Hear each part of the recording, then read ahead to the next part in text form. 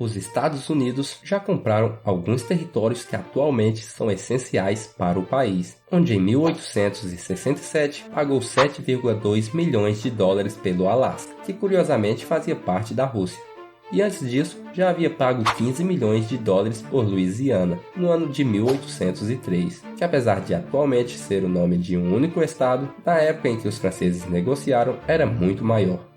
Mas esses não são os únicos, pois os norte-americanos também adquiriram algumas ilhas e recentemente o país se interessou em comprar a Groenlândia, que atualmente faz parte da Dinamarca. Porém, não é apenas os Estados Unidos que têm interesse neste território, pois outros dois gigantes também querem investir nele, e um deles é a China. Mas o que tem de tão especial neste local que faz as duas maiores economias do planeta se interessar por ele? É isso que te mostrarei agora.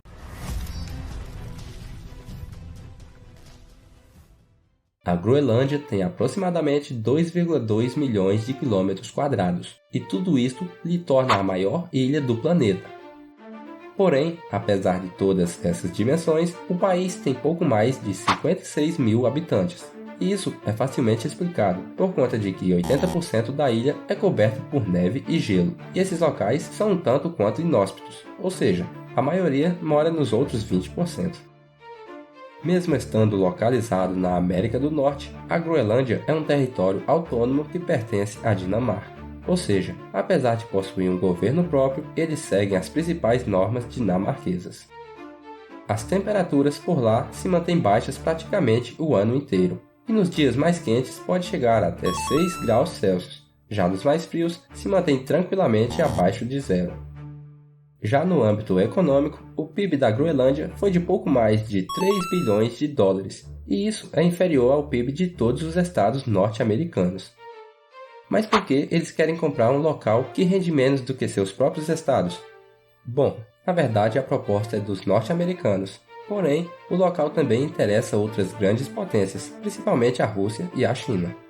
Neste caso, a pergunta tem que ser diferente. Então, o que tem de tão especial nesta enorme ilha gelada para atrair 3 superpotências mundiais? Na verdade, tudo que o território possui seria de grande importância para qualquer um dos países. Então vamos começar pelo fator principal que interessa a ambas as partes, para depois entender os interesses específicos que cada um tem para tentar investir na Groenlândia.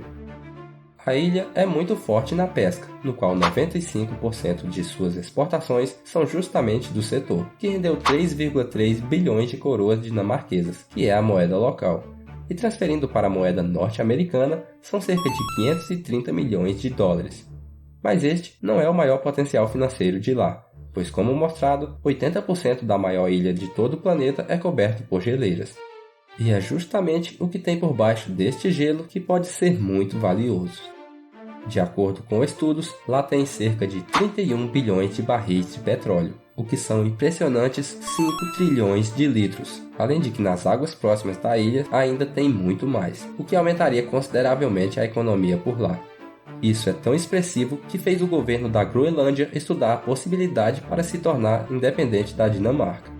Só que existe um porém, pois a exploração destes recursos não é bem vista pelas organizações ambientais, onde pode causar efeitos ruins para a natureza, no qual as atividades de perfuração e transporte de petróleo pode causar muita poluição. Isso seria ruim para os animais do local. Além disso, a extração do petróleo no Ártico pode acelerar ainda mais o derretimento das geleiras, o que aumentaria o nível do mar e também elevaria as temperaturas de todo o planeta. Ou seja, isso não seria apenas ruim para as regiões, mas para o mundo inteiro. Mas o petróleo não é o único fator, pois cada país tem interesses distintos que podem lhe dar vantagens não só na economia, mas até estrategicamente. Então vamos começar pelo fator que atrai os chineses, que são as terras raras.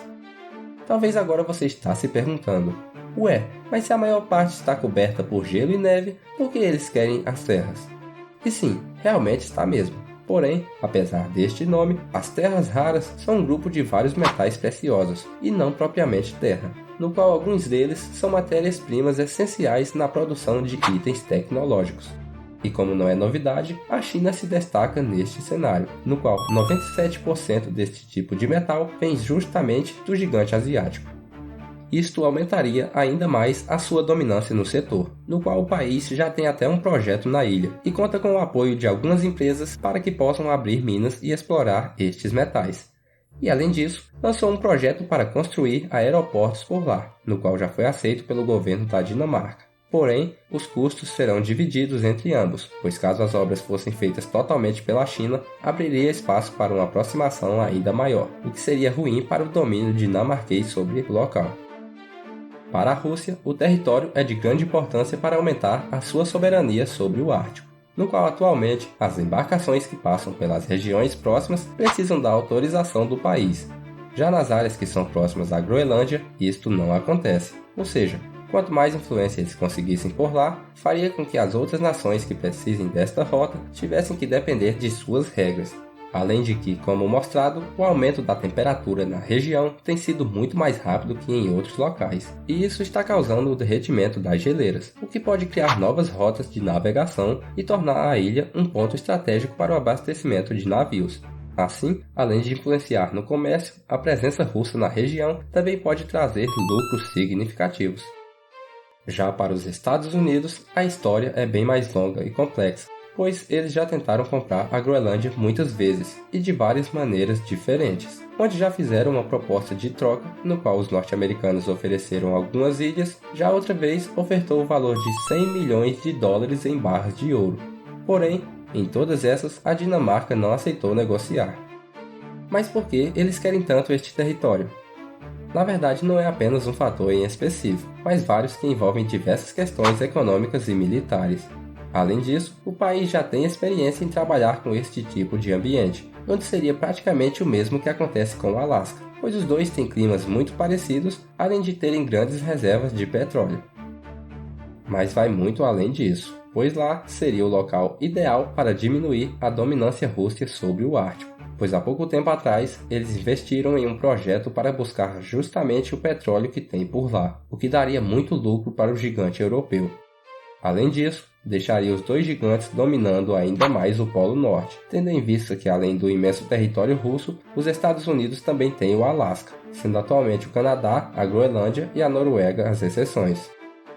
Mas para muitos especialistas, o principal motivo é que a ilha é o ponto ideal para que os norte-americanos monitorem de perto o maior país do mundo, pois eles já fazem isso devido ao acordo militar que tem com a Dinamarca. Porém, é de uma forma um tanto quanto restrita. Este foi um dos fatores que fez Donald Trump mandar uma oferta durante o seu mandato, pois com isso conseguiria fortalecer ainda mais a base norte-americana que já está por lá, o que lhes deixaria com muitas vantagens.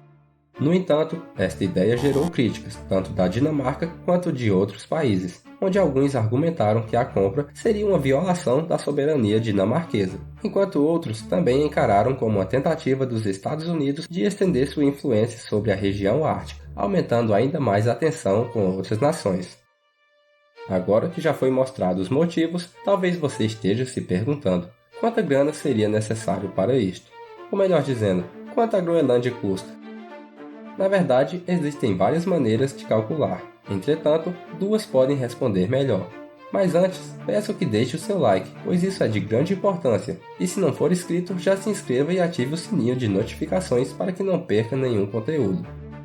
Voltando ao assunto, uma forma rápida e simples é comparar justamente com o Alasca, pois como os dois têm clima e recursos naturais semelhantes, seria uma base para este cálculo.